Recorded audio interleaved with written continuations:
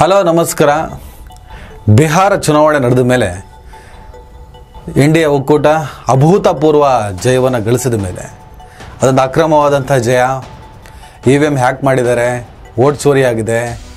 ಇದು ಇಂಡಿಯಾ ಒಕ್ಕೂಟದ ಗೆಲುವಲ್ಲ, ಚುನಾವಣಾ ಆಯುಕ್ತ ಜ್ಞಾನೇಶ್ ಕುಮಾರ್ ಅವರ ಗೆಲುವು. ಎಲ್ಲರೂ ಸೇರಿ ಅಂದರೆ ಪ್ರಜಾಪ್ರಭುತ್ವದ ವ್ಯವಸ್ಥೆ, ಒಕ್ಕೂಟಗಳು, ಸಾಂವಿಧಾನಿಕ ಸಂಸ್ಥೆಗಳೆಲ್ಲ ಸೇರಿ ಅಕ್ರಮವಾಗಿ ಗೆಲುವನ್ನು ಸಾಧಿಸ್ತಾ ಇದೆ. ಇಡೀ ರಾಜ್ಯದಲ್ಲಿ ತೇಜಸ್ವಿ ಯಾದವ್ ಪರ ಅಲೆಗಳಿದ್ವು, ಕಾಂಗ್ರೆಸ್ ಅಲೆ ಇತ್ತು. ಹೇಗೆ ಸಾಧ್ಯ ಇದು? ಹರಿಯಾಣದಲ್ಲಿ ಇದೇ ಆಗಿದ್ದು. ಹರಿಯಾಣದಲ್ಲಿ ವೋಟ್ ಚೋರಿ ಯಾವ ಪ್ರಮಾಣದಲ್ಲಿ ಆಗಿದೆ ಅಂತ ಹೇಳ್ಬಿಟ್ಟು ರಾಹುಲ್ ಗಾಂಧಿ ಕಂಪ್ಲೀಟ್ ಡೀಟೇಲ್ಸ್ನ ಇಟ್ಟರು ಕೂಡ ಅದನ್ನು ಆತ್ಮವಿಮರ್ಶೆಗೆ ಬೆಂಕಿ ಹಾಕಲಿ, ತನಿಖೆಗೆ ಒಳಪಡಿಸುವಂಥ ಪ್ರಕ್ರಿಯೆಗೆ ಮುಂದಾಗಲಿಲ್ಲ, ಉಡಾಫೆ ಮಾಡಿತು. ಅವರ ಆರೋಪಕ್ಕೆ ಇವರ ಪ್ರತ್ಯಾರೋಪ. ಆಡಳಿತ ಪಕ್ಷದ ಮುಖವಾಡಿ ಥರ ಚುನಾವಣಾ ಆಯೋಗ ಮಾತಾಡಿದ್ದು ಸರಿ ಬರಲಿಲ್ಲ. ತನಿಖೆಗೆ ಒಳಪಡಿಸ್ಬೇಕು ಪ್ರತಿಯೊಂದನ್ನು ಕೂಡ, ಇಲ್ಲಾಂದರೆ ನಿರಂತರವಾಗಿ ಈ ಥರದ ಆರೋಪಗಳನ್ನು ಎದುರಿಸ್ಕೊಂಡೇ ಹೋಗಬೇಕಾಗತ್ತೆ. ನಾನು ಯಾವುದೇ ಒಂದು ಪ್ರಕರಣವನ್ನು ಅದು ಆರೋಪದ ಹಂತದಲ್ಲಿದ್ದಾಗ ಅದನ್ನು ಆರೋಪ ಅಂತ ಮಾತ್ರ ಕರಿತೀನಿ, ಅದನ್ನು ಅಪರಾಧ ಅಂತ ಕರೆಯಲ್ಲ, ಪ್ರೂವ್ ಆಗದೆ. ಕಾಂಗ್ರೆಸ್ ಉದ್ದಕ್ಕೂ ಆರೋಪಗಳನ್ನೇ ಮಾಡ್ತಾ ಬರ್ತಿದೆ. ರಾಹುಲ್ ಗಾಂಧಿ ಆರೋಪಗಳನ್ನೇ ಮಾಡ್ತಾ ಬರ್ತಿದ್ದಾರೆ. ಮೋಸದ ಚುನಾವಣೆ ನಡೀತಿದೆ ಅಂತ ಹೇಳ್ತಾ ಇದ್ದಾರೆ. ಆದರೆ ಇದಕ್ಕೊಂದು ತಾರ್ಕಿಕ ಅಂತ್ಯ ಆಗಲೇಬೇಕಲ್ಲ. ಆದರೆ ಆ ತಾರ್ಕಿಕ ಅಂತ್ಯಕ್ಕೂ ಮುಂದಾಗದೆ ಬರೀ ಆರೋಪದಲ್ಲೇ ಕಳೆದು ಹೋಗ್ತಾ ಇದ್ದರೆ ಕಾಂಗ್ರೆಸ್ ಒಂದಿನ ಕಳೆದು ಹೋಗ್ತದೆ. ಈ ಆರೋಪ ಪ್ರತ್ಯಾರೋಪ ಸೋಲಾದಾಗ ಬೇರೆ ಬೇರೆ ರೀತಿಯಲ್ಲಿ ಸಮರ್ಥನೆ ಮಾಡೋದನ್ನು ಪಕ್ಕಕ್ಕೆ ಇಟ್ಟರೆ ಕಾಂಗ್ರೆಸ್ ಸೋಲ್ತಾ ಇದೆ. ಇಷ್ಟನ್ನು ಮಾತ್ರ ನಾವು ಕನ್ಸಿಡರ್ ಮಾಡಬೇಕಾಗತ್ತೆ. ಈಗ 3 ರಾಜ್ಯದಲ್ಲಿ ಅಧಿಕಾರದಲ್ಲಿದೆ, ಹಿಮಾಚಲ ಪ್ರದೇಶ, ತೆಲಂಗಾಣ ಮತ್ತು ಕರ್ನಾಟಕ. ಕರ್ನಾಟಕದಲ್ಲಿ ಬಲಿಷ್ಠ ಸರ್ಕಾರ ಇದೆ ಕಾಂಗ್ರೆಸ್ದು. ಇಡೀ ದೇಶದಲ್ಲಿ ಬಲಿಷ್ಠವಾದ ಸರ್ಕಾರ ಅಂತ ಎಲ್ಲಾದರೂ ಇದ್ದರೆ ಅದು ಕರ್ನಾಟಕದಲ್ಲಿ ಮಾತ್ರ. ಆದರೆ ಕರ್ನಾಟಕದಲ್ಲಿ ಏನಾಗ್ತಿದೆ? ಈಗ ಶುರು ಆಗಿದೆ, ನವೆಂಬರ್ ಕ್ರಾಂತಿ ಅಂತೆ, ಡಿಸೆಂಬರ್ ವಾಂತಿ ಅಂತೆ, ಜನವರಿ ಬೇದಿ ಅಂತೆ. ಆಸೆಗಳಿರಬೇಕು ಮನುಷ್ಯನಿಗೆ, ಆದರೆ ಪಕ್ಷವನ್ನು ಮುಗಿಸಿ ತನ್ನ ಆಸೆಯನ್ನು ಈಡೇರಿಸಿಕೊಳ್ಳುವಷ್ಟು ಸ್ವಾರ್ಥಗಳಿರಬಾರ್ದು. ಸ್ನೇಹಿತರೆ, ಇವತ್ತು ನಾನು ಇಡೀ ದೇಶದಲ್ಲಿ, ಸ್ಪೆಷಲಿ ಉತ್ತರ ಭಾರತದ ಕಡೆ ಕಾಂಗ್ರೆಸ್ ಯಾವ ಸ್ಥಿತಿಯಲ್ಲಿದೆ, ಒಂದು 3 ರಾಜ್ಯವನ್ನು ಹೊರತುಪಡಿಸಿ ಯಾವ ಕೆಟ್ಟ ಸ್ಥಿತಿಯಲ್ಲಿದೆ. ಕಾಂಗ್ರೆಸ್ ಪಕ್ಷ 18ನೇ ಶತಮಾನದಲ್ಲಿ ಹುಟ್ಟಿದಂಥ ಒಂದು ಪಕ್ಷ, ಸ್ವಾತಂತ್ರ್ಯಕ್ಕೋಸ್ಕರ ಹೋರಾಟ ಮಾಡಿದ ಪಕ್ಷ. ಬ್ರಿಟಿಷರು ಈ ದೇಶ ಬಿಟ್ಟು ಹೋದಾಗ ಶೂನ್ಯದಿಂದ ಅದ್ಭುತವಾದಂಥ ದೇಶವನ್ನು ಕಟ್ಟಿದ ಒಂದು ಪಕ್ಷ, ಅದ್ವಿತೀಯ ನಾಯಕರನ್ನು ಒಳಗೊಂಡಂತಹ ಬಹಳ ದೊಡ್ಡ ಪಕ್ಷ ಇವತ್ತು ಎಂಥ ಕೆಟ್ಟ ಸ್ಥಿತಿಯಲ್ಲಿದೆ. ತೀರಾ ಅಸದುದ್ದೀನ್ ಓವೈಸಿಯ AIMIM ಪಕ್ಷದ ಮುಂದೆ ಕೂಡ ತಲೆ ಎತ್ತದ ಉಸಿರಾಡದ ಸ್ಥಿತಿಗೆ ಬಂದು ತಲುಪಿದೆ ಅಂತ. ವೋಟ್ ಶೇರಿಂಗ್ ಚೆನ್ನಾಗಿದೆ, ಸಣ್ಣ ಪುಟ್ಟ ಪ್ರಾದೇಶಿಕ ಪಕ್ಷಗಳಿಗಿಂತ ಚೂರು ಬೆಟರು, ಅದು ವೋಟ್ ಶೇರಿಂಗಲ್ಲಿ, ಆದರೆ ಸ್ಥಾನಮಾನದಲ್ಲಿ ಅಲ್ಲ ಅನ್ನೋ ಸ್ಥಿತಿಯಲ್ಲಿ ಕಾಂಗ್ರೆಸ್ ಪಕ್ಷ ಇದೆ. ಈ ಹಂತದಲ್ಲಿ ನಾವು ಕಾಂಗ್ರೆಸ್ ಪಕ್ಷ ಇಡೀ ಭಾರತ ದೇಶದಲ್ಲಿ ಯಾವ ಸ್ಥಿತಿಯಲ್ಲಿದೆ, ಯಾವ ರಾಜ್ಯದಲ್ಲಿ ಯಾವ ಪರಿಸ್ಥಿತಿಯಲ್ಲಿದೆ, ಎಷ್ಟು ಸ್ಥಾನಮಾನಗಳನ್ನು ಪಡ್ಕೊಂಡಿದೆ. ಕೆಲವು ರಾಜ್ಯಗಳಲ್ಲೆಲ್ಲ ದೊಡ್ಡ ಸೊನ್ನೆ ಸುತ್ತಬಿಟ್ಟಿದೆ. ಕೆಲವು ರಾಜ್ಯಗಳಲ್ಲಿ ಕಾಂಗ್ರೆಸ್ ಮೈತ್ರಿಕೂಟ ಅಂದರೆ ಮಹಾಗಠಬಂಧನ ಅಧಿಕಾರದಲ್ಲಿದೆ. ಆಲ್ಮೋಸ್ಟ್ NDA ಎಲ್ಲ ಕಡೆ ಆವರಿಸಿದೆ. ಕಳೆದ ಲೋಕಸಭೆ ಚುನಾವಣೆಯಲ್ಲಿ NDAಗೆ ಭಾಳ ದೊಡ್ಡ ಪ್ರಮಾಣದಲ್ಲಿ ಹಿನ್ನಡೆ ಆಗಿದೆ. ಏನೋ ಒಂದಿಷ್ಟು ಬದಲಾವಣೆಗಳು ಆಗ್ತಿದ್ದಾವೆ ಆಡಳಿತ ವಿರೋಧಿ ಅಲೆ, ಮತ್ತು ಅವ್ರು ಏನು ಮಾಡ್ತಾ ಬಂದರು ಅನ್ನೋದು ಕೂಡ ಎಸ್ಟಾಬ್ಲಿಷ್ಡ್ ಅಲ್ವಾ, ಯಾವುದು ಕೂಡ ಹೈಡ್ ಆ್ಯಂಡ್ ಸೀಕ್ ಅಲ್ವಲ್ಲ. ಹೀಗಾಗಿ ಜನ ಒಂದು ಹಂತದಲ್ಲಿ ತಲೆ ಮೇಲೆ ಹೊತ್ತಿ ಮೆರೆಸ್ತಾನೆ, ಕೆಲವೊಮ್ಮೆ ನೆಲಕ್ಕೆ ಬಡಿದು ಸಾಯಿಸ್ತಾನೆ ಅನ್ನೋದಕ್ಕೆ ಎಕ್ಸಾಂಪಲ್ಗಳು ಈ ದೇಶದಲ್ಲಿ ಸಿಕ್ಕಾಪಟ್ಟೆ ಸಿಗ್ತವೆ.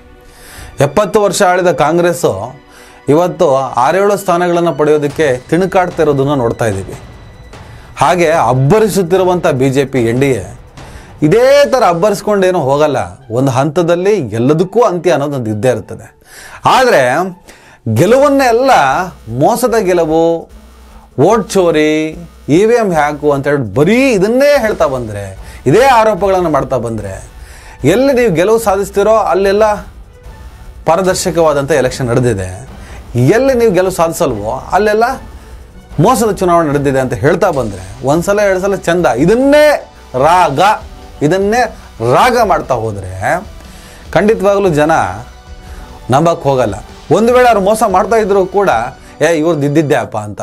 ಆದರೆ ಅದಕ್ಕೆ ವಿರುದ್ಧವಾಗಿ ನೀವು ಯಾವ ರೀತಿಯಲ್ಲಿ ಸಮರ್ಥವಾದಂತಹ ವಿರೋಧವನ್ನು ಸಂಘಟಿಸ್ತೀರಾ ಅನ್ನೋದ್ರ ಮೇಲೆ ನಿಮ್ಮ ಹೋರಾಟಕ್ಕೆ ಅರ್ಥ ಬರುತ್ತದೆ. ಇಲ್ಲಾಂದರೆ ಇದೊಂದು ನಿರಂತರವಾದಂಥ ಅರಣ್ಯ ರೋದನ ಅಂತ ಕರೆಸ್ಕೊಳ್ಳುತ್ತೆ. ಕಾಂಗ್ರೆಸ್ ಪಕ್ಷ 1885ರಲ್ಲಿ ಸ್ಥಾಪನೆ ಆದಂಥ ಒಂದು ಪಕ್ಷ. ಆ ಸ್ಥಾಪಕರಲ್ಲಿ ಅಲನ್ ಹ್ಯೂಮ್ ಅಂತ ಒಬ್ಬ ಬ್ರಿಟಿಷ್ ಅಧಿಕಾರಿ ಇರ್ತಾರೆ.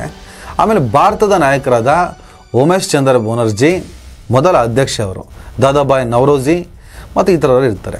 1885ರಿಂದ 1905 ಅದನ್ನು ಮಾದರಿ ಅಂತ ಕರೀತಾರೆ.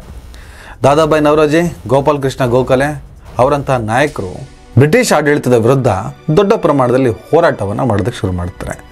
1905ರಿಂದ 1915 ಬಾಲ್ ಗಂಗಾಧರ್ ತಿಲಕ್, ಲಾಲ್ ಲಜಪತ್ ರಾಯ್, ಬಿಪಿನ್ ಚಂದ್ರಪಾಲ್ ಅವರಂಥ ನಾಯಕರು ಸ್ವದೇಶಿ ವಸ್ತುಗಳ ಬಳಕೆ ಮತ್ತು ರಾಷ್ಟ್ರೀಯತೆಯನ್ನು ಬೆಳೆಸುವ ನಿಟ್ಟಿನಲ್ಲಿ ಕೆಲಸವನ್ನು ಮಾಡುತ್ತಾರೆ. ಅದು ಸ್ವದೇಶಿ ಚಳವಳಿಯ ಆರಂಭಿಕ ಹೊತ್ತು. 1915ರಿಂದ 1947 ಮಹಾತ್ಮ ಗಾಂಧೀಜಿಯವರು ಪಕ್ಷವನ್ನು ಜನಸಾಮಾನ್ಯರ ಚಳವಳಿಯಾಗಿ ಮಾಡ್ತಾರೆ. ಚಂಪಾರನ್ ಸತ್ಯಾಗ್ರಹ ಇರ್ಬೋದು, ಅಸಹಕಾರ ಚಳವಳಿ ಇರ್ಬೋದು, ಉಪ್ಪಿನ ಸತ್ಯಾಗ್ರಹ, ಕ್ವಿಟ್ ಇಂಡಿಯಾ ಮೂಮೆಂಟು. ಅದಾದಮೇಲೆ ನೆಹರು ಅವರು 1929ರಲ್ಲಿ ಪೂರ್ಣ ಸ್ವರಾಜ್ಯನ ಘೋಷಣೆ ಮಾಡ್ತಾರೆ. ಇದು 1947ರ ಸ್ವಾತಂತ್ರ್ಯಕ್ಕೆ ಕಾರಣ ಆಗುತ್ತೆ. ಹಾಗಾಗಿನೇ ಭಾರತದ ಸ್ವತಂತ್ರದಲ್ಲಿ ಕಾಂಗ್ರೆಸ್ಸಿನ ಪಾತ್ರವೇ ದೊಡ್ಡದು, ಕಾಂಗ್ರೆಸ್ಸಿನ ಪಾತ್ರವೇ ಸತ್ಯ. 1947ರಿಂದ 1990 ನೆಹರು, ಶಾಸ್ತ್ರಿ, ಇಂದಿರಾ ಗಾಂಧಿ, ರಾಜೀವ್ ಗಾಂಧಿ ನೇತೃತ್ವ, ಆರ್ಥಿಕ ಸುಧಾರಣೆಗಳು, ಗ್ರೀನ್ ರೆವಲ್ಯೂಷನ್ಸ್, ತುರ್ತು ಪರಿಸ್ಥಿತಿ, ಪಕ್ಷದಲ್ಲಿ ಅನೇಕ ವಿಭಜನೆಗಳು ಇವೆಲ್ಲ ನಡೆದಂತಹ ಸಂದರ್ಭಗಳಿದು. 1991ರಿಂದ 2025 ಇದು ಆಧುನಿಕ ಹಂತ. ಈ ಹಂತದವರೆಗೂ PV ನರಸಿಂಹರಾವ್, ಸೋನಿಯಾ ಗಾಂಧಿ, ಮನಮೋಹನ್ ಸಿಂಗ್ ಈ ಥರದ ನಾಯಕತ್ವ ಕಡೆಗೆ ಹೀನಾಯ ಸ್ಥಿತಿಗೆ ಕಾಂಗ್ರೆಸ್ ತಲುಪ್ತಾ ಹೋಯಿತು. ಸದ್ಯಕ್ಕೀಗ ಕಾಂಗ್ರೆಸ್ಸಿನ ಅಧ್ಯಕ್ಷ ಮಲ್ಲಿಕಾರ್ಜುನ ಖರ್ಗೆ 2024ರ ಕಳೆದ ಚುನಾವಣೆಯಲ್ಲಿ 99 ಸ್ಥಾನಗಳನ್ನು ಪಡ್ಕೊಂಡು ಇಂಡಿಯಾ ಒಕ್ಕೂಟದೊಂದಿಗೆ ಹೋರಾಟವನ್ನು ಮಾಡಿ ಈಗ ವಿರೋಧ ಪಕ್ಷದ ಸ್ಥಾನದಲ್ಲಿದೆ. ಇಂಡಿಯಾ ಒಕ್ಕೂಟವಾಗಿ ಬರೀ ಕಾಂಗ್ರೆಸ್ ಆಗಿ ಅಲ್ಲ. ನಿಮಗೆ ಆಗಲೇ ಎಕ್ಸ್ಪ್ಲೇನ್ ಮಾಡಿದೆ, ಕರ್ನಾಟಕದಲ್ಲಿ ಕಾಂಗ್ರೆಸ್ಸು 224 ಸೀಟುಗಳ ಪೈಕಿ 135 ಸೀಟುಗಳನ್ನು ಪಡ್ಕೊಂಡಿದೆ ಕಳೆದ 2023 ಚುನಾವಣೆಯಲ್ಲಿ. ಹಿಮಾಚಲ ಪ್ರದೇಶದಲ್ಲಿ 68 ಸೀಟುಗಳ ಪೈಕಿ 40 ಸೀಟುಗಳನ್ನು ಕಾಂಗ್ರೆಸ್ ಗೆದ್ದುಕೊಂಡಿದೆ. ಸುಖ್ವೀಂದರ್ ಸಿಂಗ್ ಸೂಕು ಅಲ್ಲಿ ಮುಖ್ಯಮಂತ್ರಿ ಆಗಿದ್ದಾರೆ 2022ರ ಎಲೆಕ್ಷನ್ನಲ್ಲಿ. ಇನ್ನು 2023ರಲ್ಲಿ ತೆಲಂಗಾಣ ಎಲೆಕ್ಷನ್ನು 119 ಸೀಟುಗಳ ಪೈಕಿ 64 ಸೀಟುಗಳನ್ನು ಪಡೆದಂತಹ ಕಾಂಗ್ರೆಸ್ ಪಕ್ಷ ಅಲ್ಲಿ ಅಧಿಕಾರದಲ್ಲಿದೆ. 2024ರ ಚುನಾವಣೆಯಲ್ಲಿ ಜಾರ್ಖಂಡಲ್ಲಿ 81 ಸೀಟುಗಳ ಪೈಕಿ ಕಾಂಗ್ರೆಸ್ ಪಡ್ಕೊಂಡಿರೋದು ಕೇವಲ 17 ಸೀಟು. ಬಟ್ ಒಕ್ಕೂಟ ಸರ್ಕಾರ ಇದೆ. ಹೇಮಂತ್ ಸೊರೇನಲ್ಲಿ ಮುಖ್ಯಮಂತ್ರಿ ಆಗಿದ್ದಾರೆ. ಇನ್ನು ತಮಿಳುನಾಡಿನಲ್ಲಿ 234 ಸೀಟುಗಳ ಪೈಕಿ ಕಾಂಗ್ರೆಸ್ 18 ಸೀಟುಗಳನ್ನು ಗೆದ್ದುಕೊಂಡಿದೆ. ಅಲ್ಲೂ ಕೂಡ ಒಕ್ಕೂಟ ಸರ್ಕಾರ ಇದೆ. DMKಯಿಂದ MK ಸ್ಟಾಲಿನ್ ಮುಖ್ಯಮಂತ್ರಿ ಆಗಿದ್ದಾರೆ. ಇನ್ನೇನು ಮುಂದಿನ ವರ್ಷ ತಮಿಳುನಾಡಿನ ಎಲೆಕ್ಷನ್ ಕೂಡ ನಡೀತಾ ಇದೆ. ಇನ್ನು ಜಮ್ಮು ಮತ್ತು ಕಾಶ್ಮೀರದಲ್ಲಿ ಒಕ್ಕೂಟ ಸರ್ಕಾರ ಇದೆ. 90 ಸೀಟುಗಳ ಪೈಕಿ ಕಾಂಗ್ರೆಸ್ ಗೆದ್ದುಕೊಂಡಿರೋದು ಬರೀ 7 ಸೀಟುಗಳನ್ನು ಮಾತ್ರ. ಒಮರ್ ಅಬ್ದುಲ್ಲಾ ಅಲ್ಲಿನ ಮುಖ್ಯಮಂತ್ರಿ. ಆಂಧ್ರ ಪ್ರದೇಶದ 175 ಸೀಟುಗಳ ಪೈಕಿ ಕಾಂಗ್ರೆಸ್ ಪಡ್ಕೊಂಡಿರೋದು 0. ಅಲ್ಲಿ BJP TDP ಒಕ್ಕೂಟ ಅಧಿಕಾರದಲ್ಲಿದೆ. ಅರುಣಾಚಲ ಪ್ರದೇಶದಲ್ಲಿ 60 ಸೀಟುಗಳ ಪೈಕಿ ಕಾಂಗ್ರೆಸ್ ಪಡ್ಕೊಂಡಿರೋದು 0. ಅಲ್ಲಿ BJP ಆಡಳಿತ ನಡೆಸ್ತಾ ಇದೆ. ಅಸ್ಸಾಂನಲ್ಲಿ 126 ಸ್ಥಾನಗಳ ಪೈಕಿ ಕೇವಲ 2 ಸ್ಥಾನಗಳನ್ನು ಕಾಂಗ್ರೆಸ್ ಗೆದ್ದುಕೊಂಡಿದೆ. ಅಲ್ಲಿ BJP ಅಧಿಕಾರದಲ್ಲಿದೆ. ಬಿಹಾರದಲ್ಲಿ ಮೊನ್ನೆ ನಡೆದಂಥ ಚುನಾವಣೆಯಲ್ಲಿ 243 ಸ್ಥಾನಗಳ ಪೈಕಿ ಕಾಂಗ್ರೆಸ್ ಕೇವಲ 6 ಸ್ಥಾನಗಳನ್ನು ಗೆದ್ದುಕೊಂಡಿದೆ. BJP JDU ಒಕ್ಕೂಟ ಭರ್ಜರಿ ಗೆಲುವನ್ನು ಸಾಧಿಸಿ ಅಧಿಕಾರಕ್ಕೆ ಬಂದಿದೆ. ಇನ್ನು ಛತ್ತೀಸ್ಗಢದಲ್ಲಿ 90 ಸ್ಥಾನಗಳ ಪೈಕಿ 35 ಸ್ಥಾನಗಳನ್ನು ಕಾಂಗ್ರೆಸ್ ಪಡ್ಕೊಂಡಿದೆ. BJPಯಲ್ಲಿ ಅಧಿಕಾರದಲ್ಲಿದೆ. ದೆಹಲಿಯಲ್ಲಿ 70 ಸ್ಥಾನಗಳ ಪೈಕಿ ಕಾಂಗ್ರೆಸ್ಸಿನ ಸಾಧನೆ 0. BJP 48 ಸ್ಥಾನಗಳನ್ನು ಪಡೆದು ಅಧಿಕಾರದಲ್ಲಿದೆ. ಗೋವಾದಲ್ಲಿ 40 ಸ್ಥಾನಗಳ ಪೈಕಿ ಕಾಂಗ್ರೆಸ್ ಕೇವಲ 3 ಸ್ಥಾನಗಳನ್ನು ಗೆದ್ದುಕೊಂಡಿದೆ. BJP ಅಧಿಕಾರದಲ್ಲಿದೆ. ಗುಜರಾತ್ನ 182 ಸ್ಥಾನಗಳ ಪೈಕಿ ಕಾಂಗ್ರೆಸ್ ಸಾಧನೆ 0. BJP ಅಧಿಕಾರದಲ್ಲಿದೆ. ಹರಿಯಾಣ ಕಾಂಗ್ರೆಸ್ ಗೆದ್ದೇ ಗೆಲ್ತದೆ, 90ಕ್ಕೆ 90 ಸ್ಥಾನಗಳನ್ನು ಗೆಲ್ಲುತ್ತೆ ಅನ್ನುವಂತಹ ಪರಿಸ್ಥಿತಿ ಇತ್ತು. ಆದರೆ ಕಾಂಗ್ರೆಸ್ ಕೇವಲ 37 ಸ್ಥಾನಗಳನ್ನು ಪಡ್ಕೊಳ್ತು. BJP 48 ಸೀಟುಗಳೊಂದಿಗೆ ಗೆಲುವನ್ನು ಸಾಧಿಸು. ಇಲ್ಲಿಂದ ಚುನಾವಣಾ ಅಕ್ರಮ, ವೋಟ್ ಚೋರಿ ಇನ್ನಿತರ ವಿಚಾರಗಳ ಬಗ್ಗೆ ಕಾಂಗ್ರೆಸ್ ಮಾತಾಡೋದಕ್ಕೆ ಶುರು ಮಾಡಿತು. ಕೇರಳದ 140 ಸ್ಥಾನಗಳ ಪೈಕಿ ಕಾಂಗ್ರೆಸ್ 21 ಸ್ಥಾನಗಳನ್ನು ಮಾತ್ರ ಗೆದ್ದುಕೊಳ್ಳುತ್ತೆ. ಅಲ್ಲಿ LDF ಒಕ್ಕೂಟ ಅಧಿಕಾರದಲ್ಲಿದೆ. ಸಂಪ್ರದಾಯದಂತೆ UDF ಈ ಸಲ ಅಧಿಕಾರಕ್ಕೆ ಬರಬೇಕಾಗಿತ್ತು, ಬಂದಿಲ್ಲ. ಇನ್ನೇನು ಮುಂದಿನ ವರ್ಷ ಕೇರಳದಲ್ಲೂ ಕೂಡ ಚುನಾವಣೆ ನಡೀತಾ ಇದೆ. ಮಧ್ಯಪ್ರದೇಶದ 230 ಸ್ಥಾನಗಳ ಪೈಕಿ ಕಾಂಗ್ರೆಸ್ 66 ಸ್ಥಾನಗಳನ್ನು ಪಡ್ಕೊಳ್ಳುತ್ತೆ. ಅಲ್ಲಿ BJP ಆಡಳಿತದಲ್ಲಿದೆ. ಮಹಾರಾಷ್ಟ್ರದ 288 ಸ್ಥಾನಗಳ ಪೈಕಿ ಕಾಂಗ್ರೆಸ್ಸಿನ ಸ್ಥಿತಿ 16 ಸೀಟುಗಳು ಮಾತ್ರ. BJP ಮತ್ತು ಏಕನಾಥ್ ಶಿಂದೆ ಬಣ ಶಿವಸೇನೆ ಒಕ್ಕೂಟ ಅಲ್ಲಿ ಅಧಿಕಾರದಲ್ಲಿದೆ. ಮಣಿಪುರದ 60 ಸ್ಥಾನಗಳ ಪೈಕಿ ಕೇವಲ 5 ಕಾಂಗ್ರೆಸ್ ಗೆದ್ದುಕೊಳ್ಳುತ್ತೆ. ಅಲ್ಲಿ BJP ಆಡಳಿತದಲ್ಲಿದೆ. ಪ್ರಧಾನಿಯವರ ನಿಯಂತ್ರಣದಲ್ಲಿ ಈಗ ಮಣಿಪುರ ಇದೆ. ಮೇಘಾಲಯದ 60 ಸ್ಥಾನಗಳ ಪೈಕಿ ಕಾಂಗ್ರೆಸ್ 4. ಅಲ್ಲಿ NPP ಒಕ್ಕೂಟ ಅಧಿಕಾರದಲ್ಲಿದೆ. ಮಿಜೋರಾಂನ 40 ಸ್ಥಾನಗಳ ಪೈಕಿ ಕಾಂಗ್ರೆಸ್ 0 ಸುತ್ತಿದೆ. ಝೋರಾಮ್ ಪೀಪಲ್ಸ್ ಮೂವ್ಮೆಂಟ್ ಆಡಳಿತ ನಡೆಸ್ತಾ ಇದೆ. ನಾಗಾಲ್ಯಾಂಡ್ನ 60 ಸ್ಥಾನಗಳ ಪೈಕಿ ಕಾಂಗ್ರೆಸ್ 0 ಸುತ್ತಿದೆ. NDA ಒಕ್ಕೂಟ ಅಲ್ಲಿ ಅಧಿಕಾರದಲ್ಲಿದೆ. ಒಡಿಶಾದ 147 ಸ್ಥಾನಗಳ ಪೈಕಿ ಕಾಂಗ್ರೆಸ್ ಕೇವಲ 0. ಎಂಥ ದುರಂತ ನೋಡಿ ಇದು.